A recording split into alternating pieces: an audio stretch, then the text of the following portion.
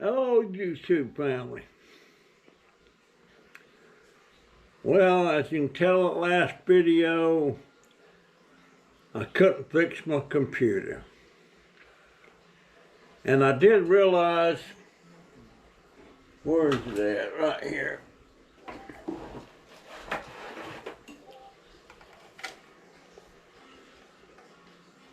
No. Yeah, this is the back.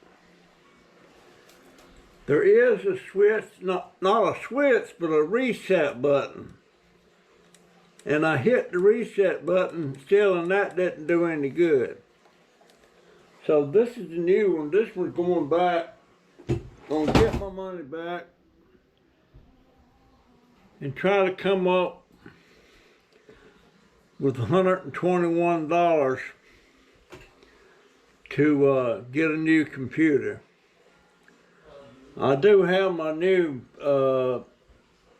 plug strip, you know, that's the surge protector and all that stuff on it. But yeah, I was disappointed. And it was really tough. These small form factors are hard to work on. They're small. Everything's all cramped up. You can't hardly get to the plug.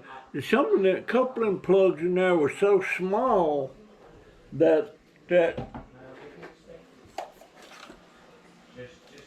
like this one here, it goes all the way around on the back side of the computer. And I had to get John or Jaden to plug it in for me. But anyhow, that's where I'm at. GoPro, stop recording. I was just looking at some stuff on the news. There's a couple of cities, I think one of them was in California, Maxine Waters. She was getting a lot of static. She's either a congressman or a senator or a representative or something, I'm not sure. But she used to be the one when Trump was elected in 2016 going around hollering, impeach 45, impeach 45. I don't know if y'all can remember that or not. It's been 8 years ago. But turns out that some of these illegal millions of migrants went in this one city.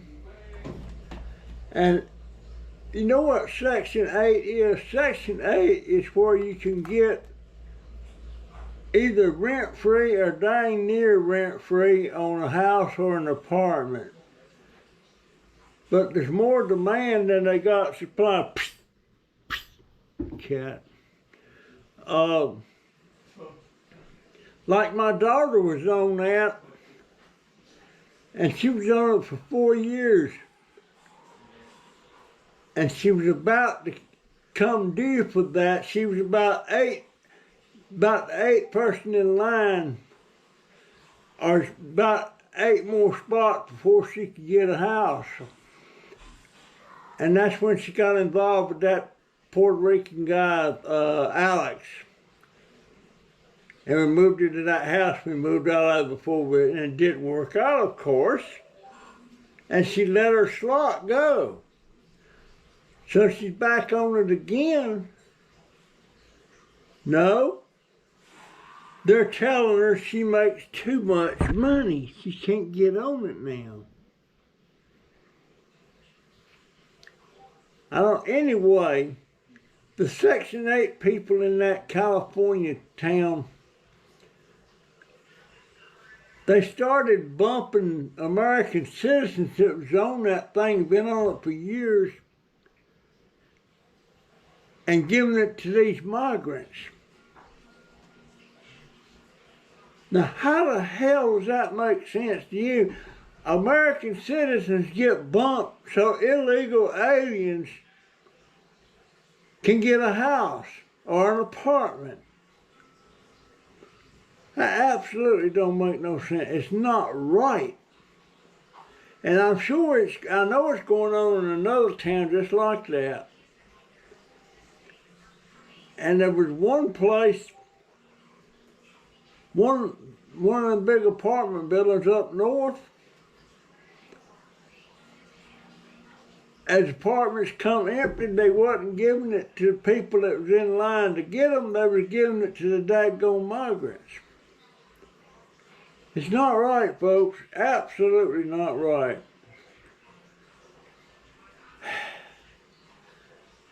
This country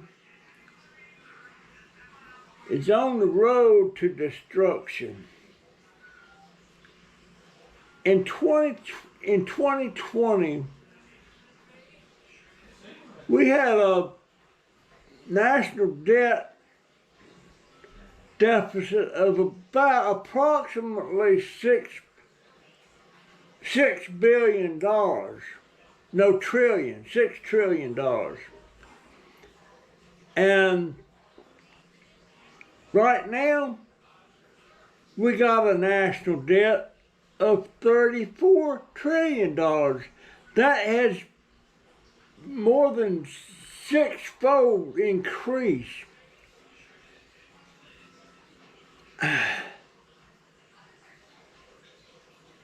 I don't understand about that national debt. Okay, if they increase the debt, does that mean they print more money?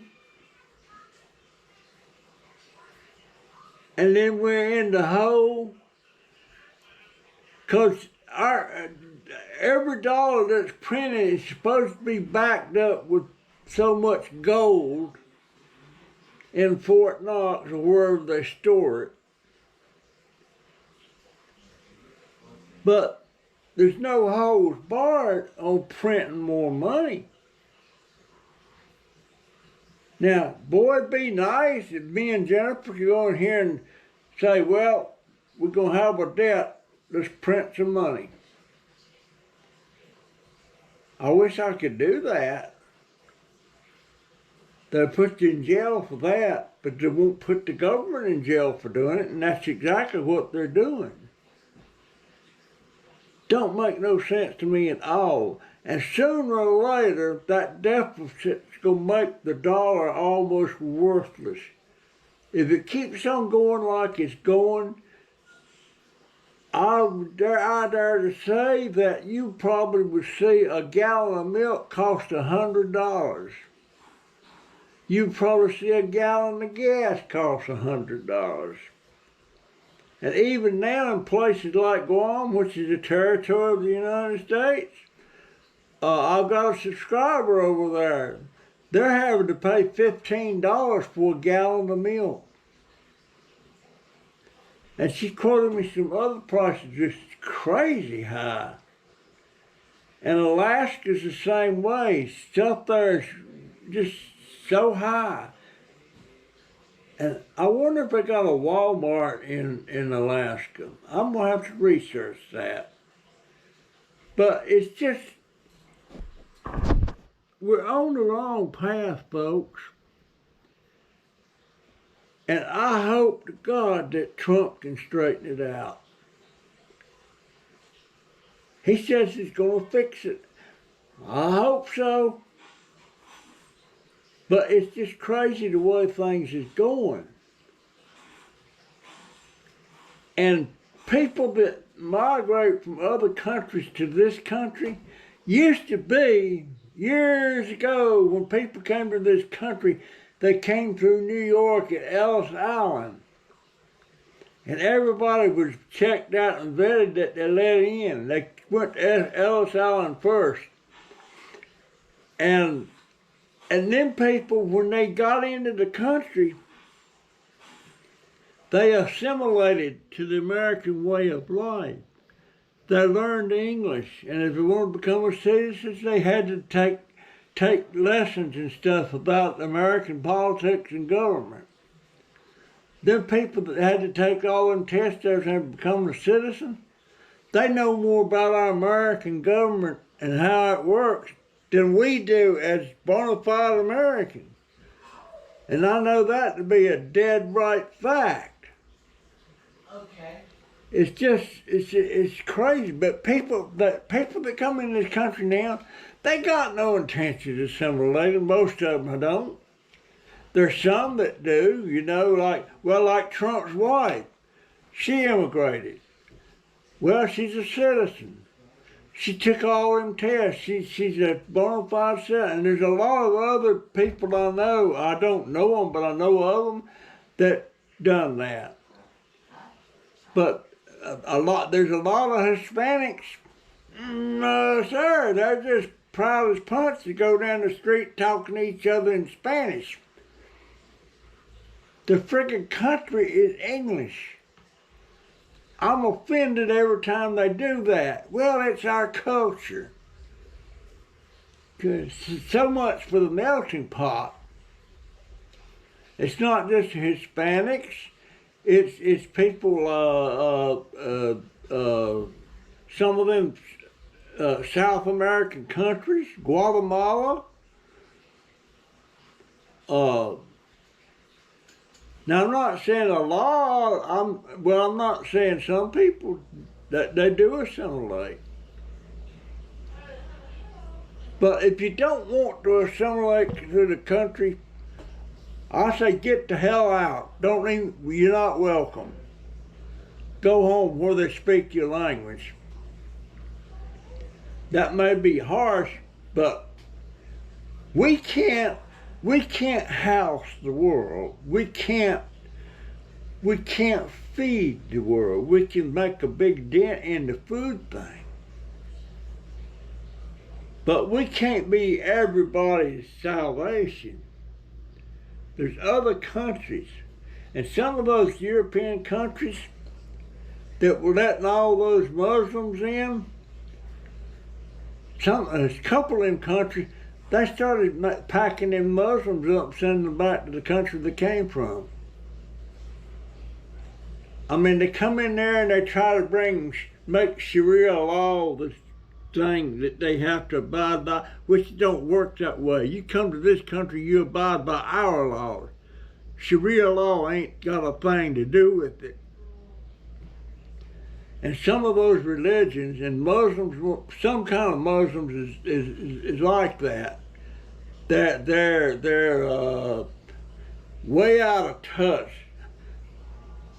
about things.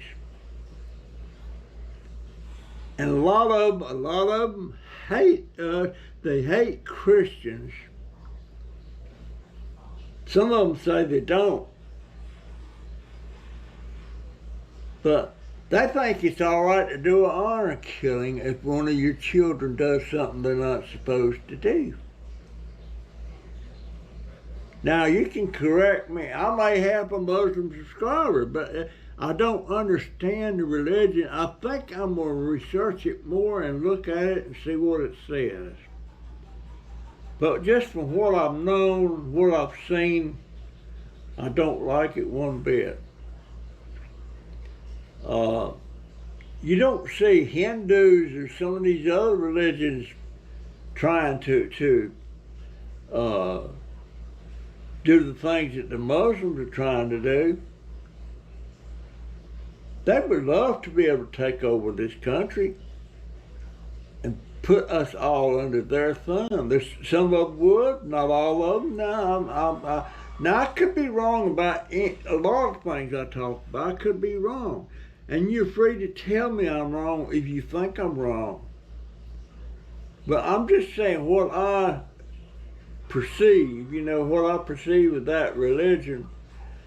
And there's another religion I don't like. I don't say I don't like Muslims. I think if they want to change things, do it in their world. Don't come over here and try to turn our world around. This is our country.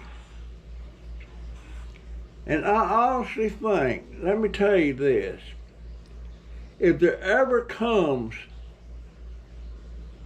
a major war like World War II did, when World War II hit, when the Japanese bombed Pearl Harbor, a couple days later, the people who was going in droves signing up to get in the military and go fight for this country. If that happened today, the military would be hard pressed to get volunteers. We have got too comfortable in our lifestyle. Our patriotism is all but dead. Some people are patriotic, but a whole hell of a lot ain't. They would have to institute the draft. I think when they stopped the draft, that was a disaster. I think everybody should be eligible for the draft, women included. When they hit 18, they're eligible.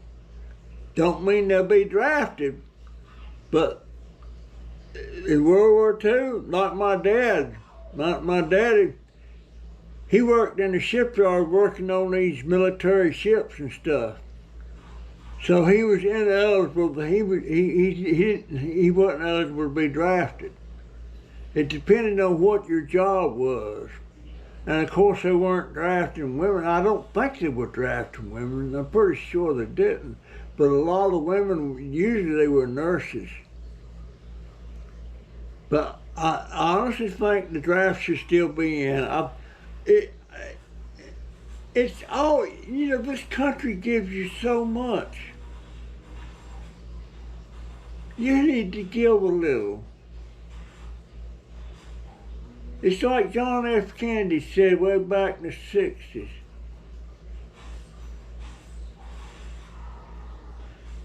Ask not what your country can do for you, but it's what you can do for your country. Now, if we didn't have our military and our police and law enforcement, we would be up, excuse my language, but we'd be up shit creek without the military. And I being in the military for me wasn't bad because I was in an outfit and I stayed there for months on end, then I was transferred to another. But with the Navy, I couldn't stand the Navy. Well, I couldn't stand the Navy because I get seasick real easy.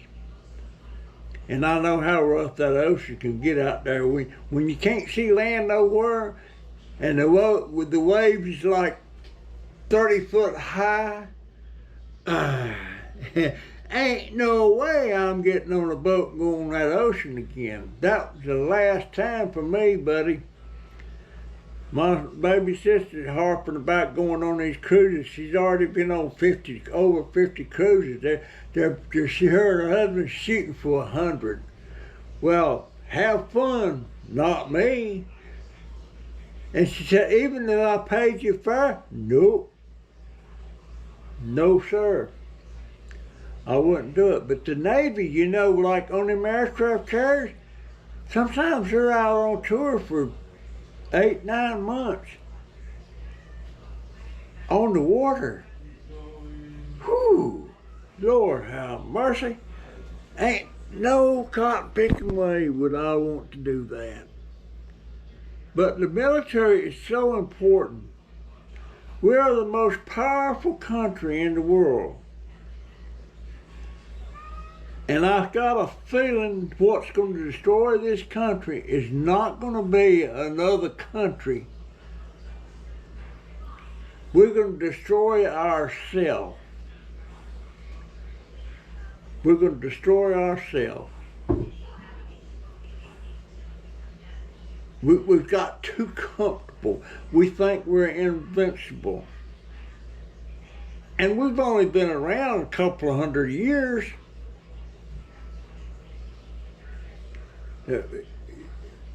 That's how many hundreds of years was the Roman Empire in power? About 700 or 800, wasn't it?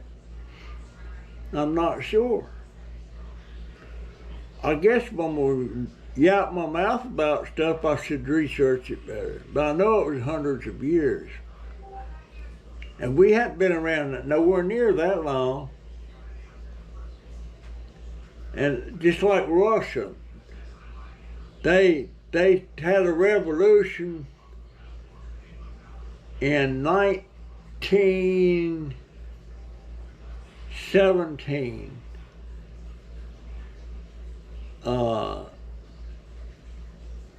The communists took over the government. They killed Tsar Nicholas, the emperor, and the whole family. Shot them dead. Had them backed up in the basement room and shot all of them, kids and all. And took over the country. And then it was the Soviet Union, USSR. And they didn't even last a century. They didn't even last a century. They went belly up in the 90s. So, you know, and someday, if the government keeps on messing up, there might be another civil war. And a lot of people say that, this rolls off their tongue. There's going to be a civil war if Trump gets in again, or there's going to be a civil war if Trump don't get in. Well, let me tell you something, fella. You don't know what you're talking about when you say civil war. Because if there's a civil war, there's going to be hell to pay. That means you're going to be killing your neighbors, the neighbors are going to be killing you, all that stuff. People dying. And for what? If this country ever had a civil war and split up, so long, most powerful country in the world won't happen no more. But that's the fact. People don't think about it. It's just like the race thing. You need to get out of your head about the blacks or the Hispanics or the Asians being inferior to us white people. That's a crock. They're not inferior to us, and we're not inferior to them. Now, granted, some of the black folks is more athletic than a white, especially in basketball. At least that's the only thing I can get out of it, because that's the way it is. Just like with the WNBA basketball, the women's basketball, 90% of the basketball players in that league are black women. And most of them are, I don't know why, but most of them are lesbians. And then Caitlin Clark comes along, this little white girl, 22 years old. And she's setting it on fire. I mean, she's the best basketball player they've ever had in that league. And she was getting hammered every time she went on the court because they didn't like her. Now, if she'd been black, they wouldn't have thought much of it. But they didn't like a white girl coming there and doing that. And that ain't a thing in the world but race. That shouldn't be anything, have anything to do with it. I mean, if you still feel kind of superior to a black person, you need to get that shit out of your head. Because you're not. Or an Asian person. I don't understand what the hate is with the Asian people. But some people jump on them in a heartbeat. And from my perspective, it seems that the Asian people are the smartest people in the world, some of them. I mean, it's just amazing what some of them can do. I was sitting there watching a 4-year-old play a piano in a concert. 4 years old, little Asian boy.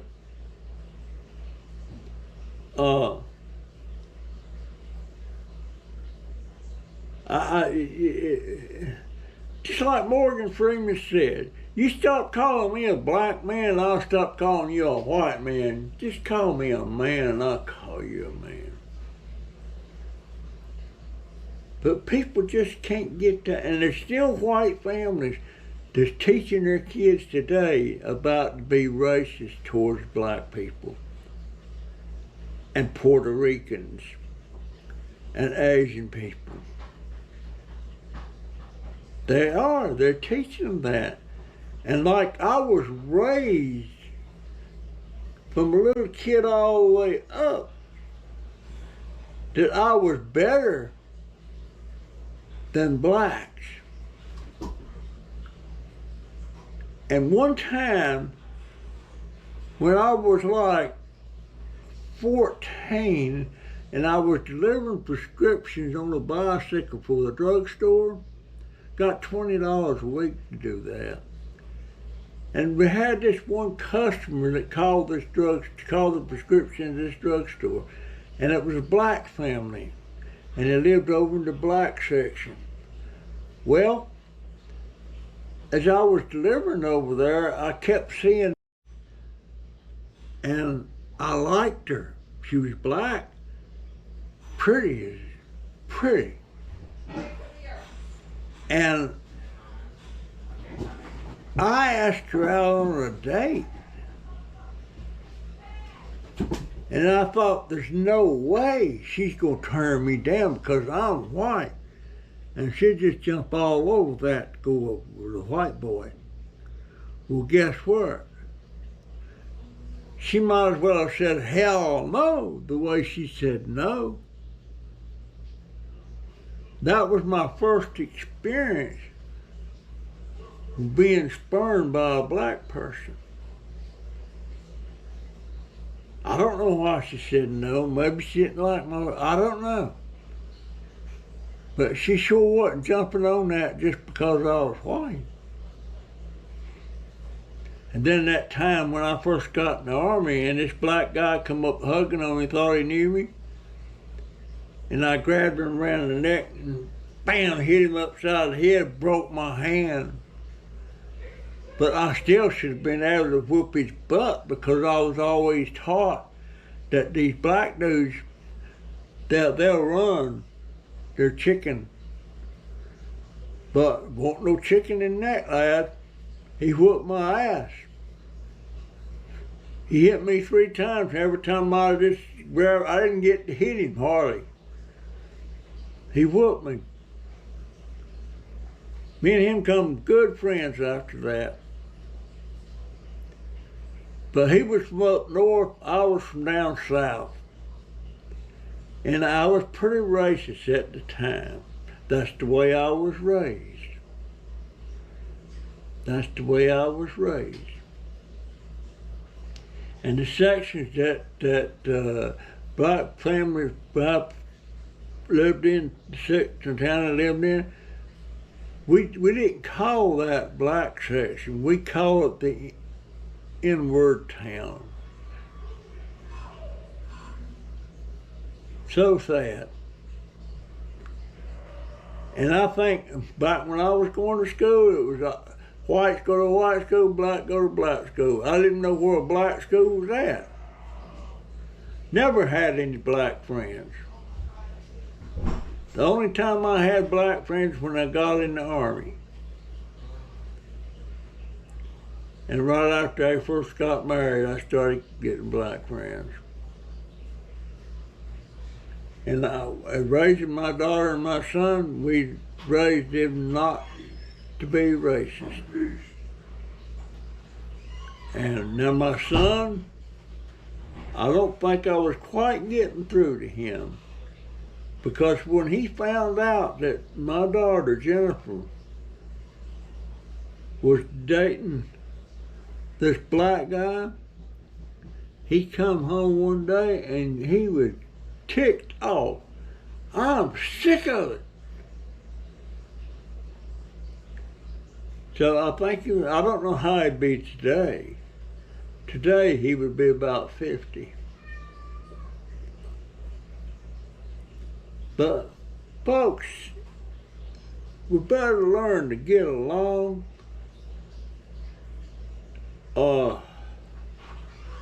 It's going to be a hard time coming if things don't change.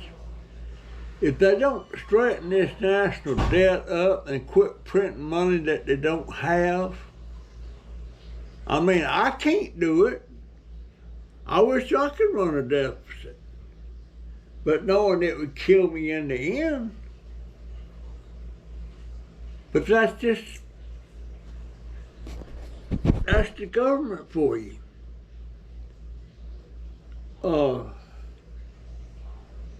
I guess I've reacted. I've been on my ratchets all night. But I'm gonna tell you what, folks, we're headed for some hard times if things don't change. And also, I think there ought to be term limits on congressmen and senators and governors and presidents, which there already is, 8 years on a president. I don't know about governors, but Roosevelt's the only president I know. Theodore Roosevelt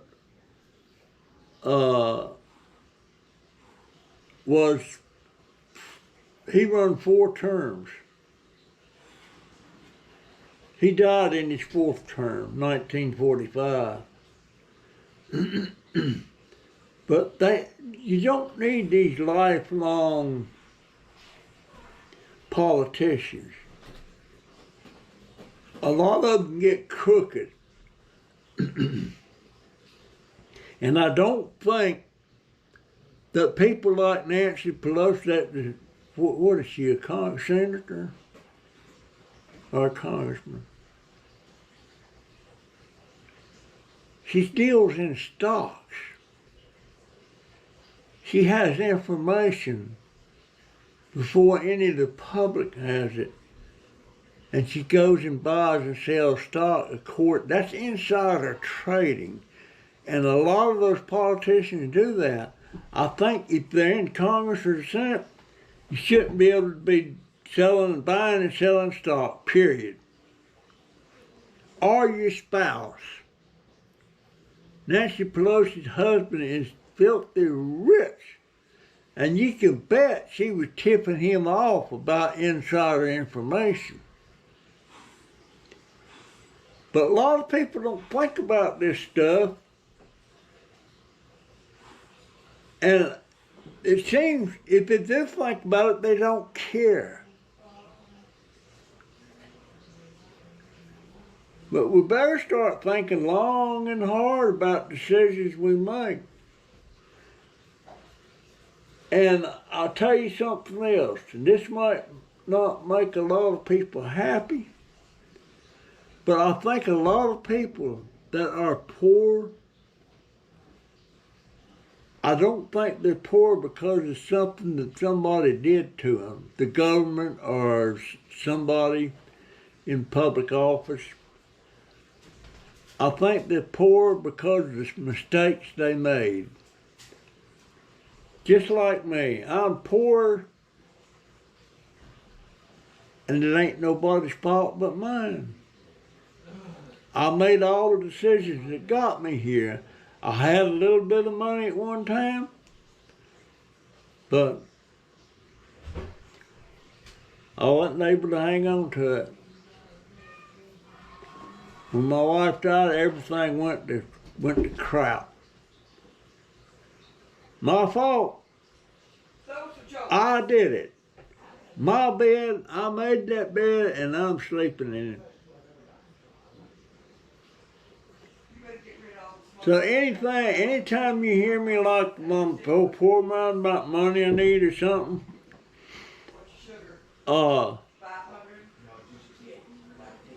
I'm not saying somebody screwed me. Well, I did get screwed out of some money one time. I got screwed out of over $100,000 by my mama. I got screwed out of money because of the land deal I invested in over $100,000, and the guy was a crook. He's in prison now, supposed to make restitution. Ain't gonna happen.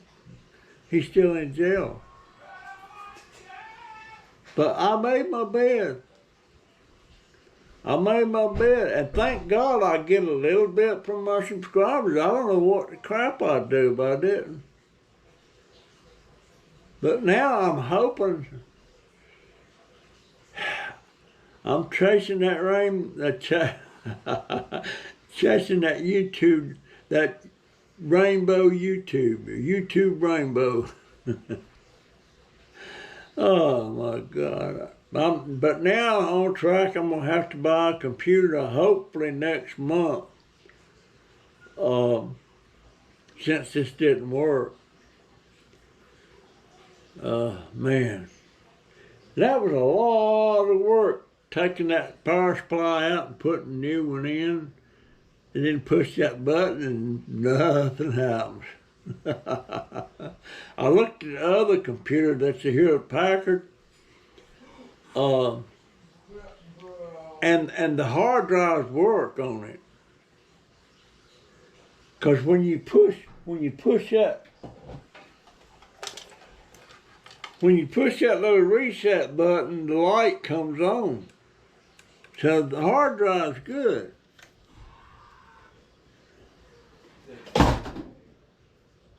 But it is what it is. All right, folks. I reckon that's my story, and I'm sticking to it. Man. I'm going to try to get out and do some little bit of scrapping tomorrow. I got to get a printer next month, too. Daggone it. They won't help me on my printer. I got to pay them. They wanted me to give them not my credit card, but my debit card number. And they was going to charge me $1 just to tell me what I needed to do. Then they were going to charge me by the hour for how long it took them to set this thing back up. And I'll guarantee you it would cost more than what a new printer would cost. Anyhow, that's my story. I'm sticking to it. I'll see you in the next one, if the good Lord's willing and the stupid creek don't rise. See ya. GoPro, stop recording.